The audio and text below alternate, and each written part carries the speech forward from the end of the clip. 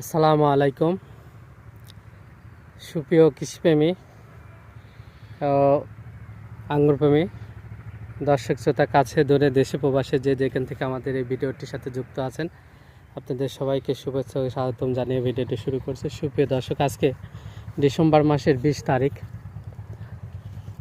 2021 সাল 2025 সাল ডিসেম্বর মাসের 20 তারিখ 2025 সালে আমাদের আঙ্গুরের প্রজেক্টে রয়েছে।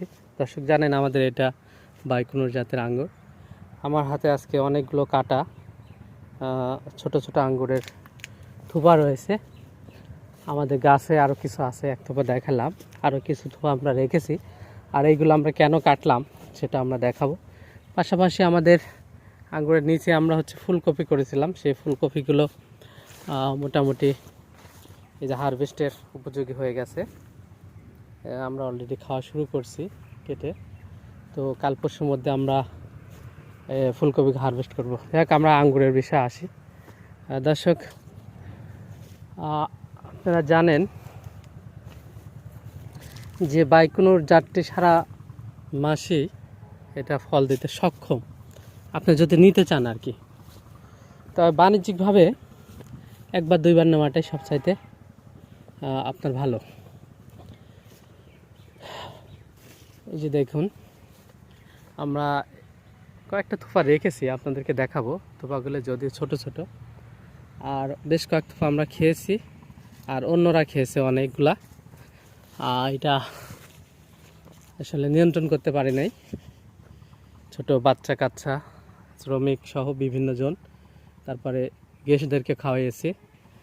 এখন অনেকগুলো থোপা আমাদের আঙ্গুর ফল সেট ছিল। আমরা যদি দেখি, 1 থোপা 2 3 4 5 6 7 8 9 10 11 12 13 14 15 16 17 18 19 20 21 22 23 24 25 26 27 থোপা আমরা ফলন্ত আঙ্গুর কেটেছি। আর এই যে ফুল অবস্থায় দুইটা আমরা কেটেছি, ফুল ছিল। আর এই যে দেখুন থুকা, এই ফলগুলো সব ছুঁড়ে ছুঁড়ে খেয়েছে। এরকম 3-4 থোপা আমরা কেটেছি, আরও কয়েকটা থোপা কেটে আমরা ফেলে দিয়েছি। দর্শক, এখন এইগুলো কাটলাম, এটা আসলে পরিপক্ক হইতো, এটা পরিপক্ক হয়ে যেত তাড়াতাড়ি। তো এইগুলো কাটলাম যেহেতু আর মাসখানেক পরে আমাদের ফুড কাটিং দিতে হবে। জানুয়ারির শেষে অথবা ফেব্রুয়ারির প্রথম সপ্তাহের মধ্যে আমরা ফুড কাটিং দেব।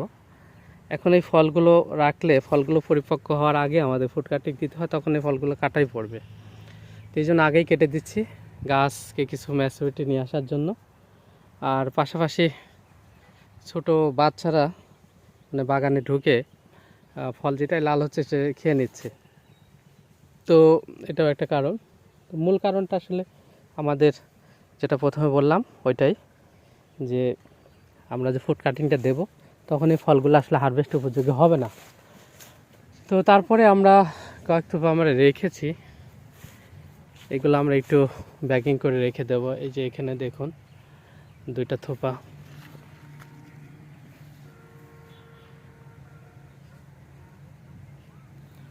এখানে আরেকটি থোপা, 3টা থোপা, ওখানে একটা দেখলাম 4টা, প্রথমে একটা দেখাচ্ছি 5টা, এখানে ছোট ছোট 2টা আছে, 7টা থোপা।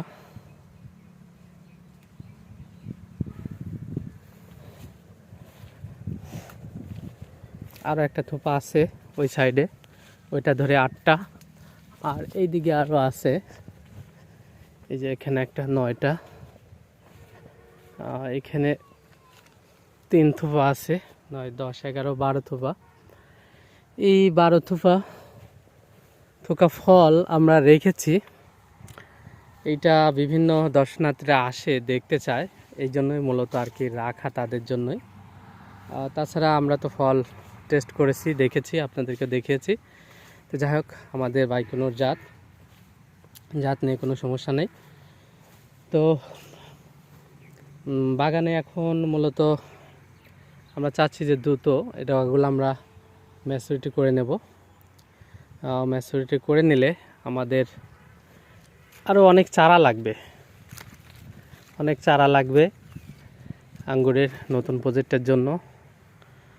সেই জন্য আমরা ফুড কাটিংয়ের সময় যদি ডগাগুলো একটু ম্যাচুরিটি হয় তাহলে আমরা কাটিং করে সেখান থেকে আমরা চারা করতে পারবো। এই জন্য আমরা আজকে এই ডগাগুলো, এই যে ডগার আগাগুলো কেটে দিছি, ফলগুলো আমরা কেটে দিছি যেন দ্রুত আমরা এই 1 মাসের মধ্যে এই ডগাগুলো যদি ম্যাচুরিটি হয় তাহলে মোটামুটি আমরা এখান থেকে কাটিং করে আমরা কলম করতে পারবো। তো দর্শক, এই তো মোটামুটি আমাদের সার্বিক অবস্থা। তো আমরা আশা করতেছি ফেব্রুয়ারির প্রথমে আমরা ফুড কাটিং দেব। বাগানে পর্যাপ্ত পরিমাণে আমরা ফুল ফলের দেখা পাবো। আল্লাহ যদি তৌফিক দেয় আপনাদেরকে দেখাবো। বাংলাদেশে এখন পর্যন্ত বাণিজ্যিক চাষের জন্য বাইকনুরটাই বেস্ট। এটা টেবিল গ্রুপ না ওয়াইন গ্রুপ সেটা বিষয় না, ওয়াইন গ্রুপও যদি হয় তারপরে এটার মিষ্টতা যথেষ্ট এবং বাজারে আঙ্গুলের মতো। অনেকে এটাকে ওয়াইন গ্রুপ বলে ধিক্কার করে, কিন্তু টেবিল গ্রুপের যে সকল আঙ্গুর সেগুলো আমাদের বাংলাদেশে এখনও বাণিজ্যিকভাবে বা ছোট আকারেও ভালো সফলতা দেখা যায়নি, শুধু অল্প স্বল্প কিছু ছাদ বাগানে রেজাল্ট দেখা গিয়েছে। এই জন্য বাণিজ্যিকের জন্য অবশ্যই বাইকনুরটা এখনও বেস্ট। তো ধন্যবাদ সবাইকে, আল্লাহ হাফেজ।